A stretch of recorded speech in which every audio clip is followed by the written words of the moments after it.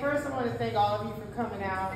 I knew I was going to show the blue series, and I was like, I gotta have one in Houston before I show it any place else, because you all personally knew almost every one of these paintings. I wanted to make sure you all saw it before I show it any other place. I saw it. Yes, you definitely saw it. You saw me paint something. So these works were started as a form of art therapy for grief. I was processing a lot of different deaths that occurred in our family, in both the Minor and the Hellerkamp family. We lost a lot of people in 2021, and you know, I was already going through things, and then seeing my family like visibly suffer and grieve, I was trying to figure out how can I process this other than just praying. And I have a therapist, and my therapist was like, well, you have to find an outlet. And I took a break from really painting and creating all of 2021. I didn't do anything. I wasn't in the mood. And then with Miss Sheila, then with Littles, and then with Jordan, and then culminating in my dad, it just kind of, it became too much, and I was like screaming on the inside, saying I need to do something about it. So in January of 2022, I painted that one at the end, and it's called Crazy Girl. And that one is because that was the nickname my dad called me, because he grew up to say I was crazy. And it was, for my technique for this style of paintings, I do my own photography-based collage. And I do all my own photography, unless it's vintage photos or some way I can't get the imagery I want. And so with that one, a lot of those photos are me and focused on my father. And the words on there were really what I was feeling at the moment. So it's devastation, heartbreak. And my dad, I would say, is what pushed me over the edge. And I remember gathering all the paper towels, all the paper towels that I was crying with, and I just said, I'm gonna hold on to them, and I don't know what I'm gonna use it for. And I dried them out, I ink dyed them, painted them, ripped them up, and that became the hair on that painting, right? And then my body I rebuilt with just imagery of the miniature paintings of works that I did of my dad from our various vacations. My dad loved to travel, right? All the other family members that are up here, they all have things they love. Miss Sheila, she loved floral, greenery, cooking, family. Jordan, he loved, I focused on the fact that he loved the color purple, right? Not the movie, the actual color. And then everything else up here is just what I observed how my family was processing, what I was also processing. We all do it differently. There's one thing I learned in this process, we all process grief differently. And for me, it was pain. For the rest of my family, they all doing it their own way, and you gotta let them be, let them process it. But I also observe a lot. So with my mom, that's the second painting. That one's called She Tried to Hide Her Pain. And my mom's here, I'm about to embarrass her. But I called her that painting that not only because of her processing what was going on with my dad, but also my mom is very sickly. And she usually doesn't want to be a burden on anyone, so she often tries to hide the physical pain she's in. And every now and then she'll let it slip with her eyes. And we were sitting at a hotel, Intercontinental Hotel across from the medical center here. And she turned and looked at me. And I'm pretty sure I pissed her off, but right when I did it, I snapped that photo, and that became the base of that painting. And from that, I rebuilt elements of her, but with memories of the people she loved. So across this is an abstracted form of a shawl. My mom, if anybody who's around my mom knows she always likes scarves and shawls. So I found vintage photos of my mom and dad when they were young, when they first got married. Vintage photos of them by themselves, and then us as kids, and there's quite a few with you in it, as at different theme parks.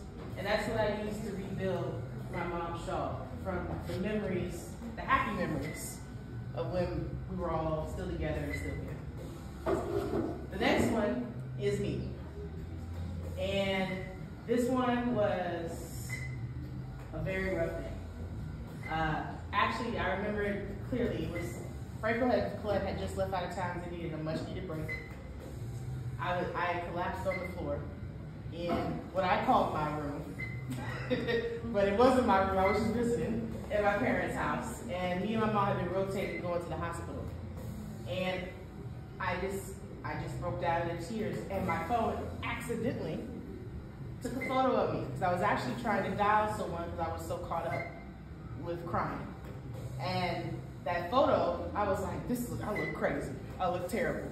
But then a year later, that's what became the foundation because I was like, nothing captures what I was feeling more than that accidental photo. But the wooden discs, which you'll see throughout these paintings, those represent memories. So I'm really into science. I'm real nerdy. And a lot of people, astronomers as well as astronauts, when they were first going into space, made gold discs. And they put the history of humanity on it. So I thought, what if I made discs that represented the history of our family and memories and put it on my paintings? And that became what you see here. And this disc, if you look closely, that's my dad, young, and that's me, probably what would you say, 4 years old? Sitting in a high chair and he's feeding me. And it's one of my favorite photos of me and my dad. You know, I don't remember him feeding me, but, you know, the photo's great. And so there's that one. Oh, and the greenery I put in all these paintings, this is a tribute to Sheila Hanlekamp. Sheila loved greenery, she loved beauty, she loved plants. And so as I was working on her painting, I said, I'm gonna pepper her into all of them. So that's what the greenery means. And also with the greenery you see on the floor, that's my tribute to her. This one's called He Loved That Hat. So anyone who knows my dad very well, he loved hats. And specifically this hat, which me and my dad bought in Ireland. So I bought one hat and he bought a different one. He didn't necessarily want this hat, but that's the Kango, right? Yep, it's the Kango. Yep. And so I was like, we were sitting in the hospital. This is one of the last moments that I remember of my dad being lucid and being able to even really talk to us. My dad had a very rare illness called encephalitis, and it's a form of dementia. So he just was losing his ability to have conversation. But in that moment, he turned to me, slightly mad, and was like, I'm cold, my head hurt, my head cold, I want my hat, give me my hat. So we left. We went back to the house and we got him his hat. And as soon as I walked in the hospital, I put the hat on his head, I took a photo. I was like, proof that I got you your hat. And he was just smiling and laughing. And it was one of my favorite photos of my dad during that time period. And it's a happy memory during a rough time. And then here's similar to my mom's. It's rebuilt with photos of my dad very young. So I encourage you all to come look at it. You probably haven't seen him this young, some of you, so definitely come look. This one, I picked a circle canvas just to represent that nothing ever ends and you remember them. And so this is a composite photo of my Aunt Eula. My Aunt Eula died, what, 3 weeks ago? So she's a last minute ad. So I have her here standing on this bed of flowers again, Sheila. And this represents my brother and my dad crying over her and our memory. This is my dad, and this is my mom, I, crying over him. Miss Sheila with Colette, and Jordan, who I'll talk about in a little bit. And that's actually, I just put my eye to represent all of us. So yeah, composite, definitely take a little closer look at this one. This one is my sister-in-law's, Colette. I don't see her, that's okay. She went through a lot in 2021. I didn't always vocalize it or say it, but I was always watching her, worried about her. And she loved her family more than anything else. So I wanted to make sure that I represented people she cared a lot about in these discs. So this is Jordan. This is Colette, not Colette, Miss Sheila. And this is her and my dad at her baby shower with the little boy who's talking back there in her belly.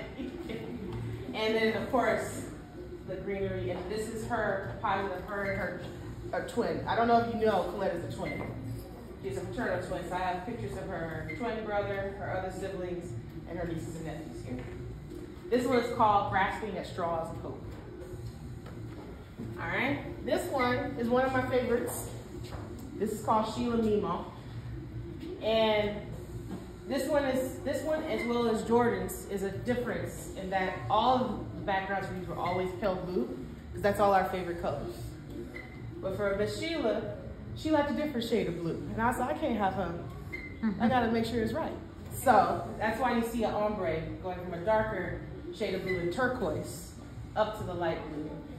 And this lovely lady, she just loved her family. Her grandkids, her kids were her everything.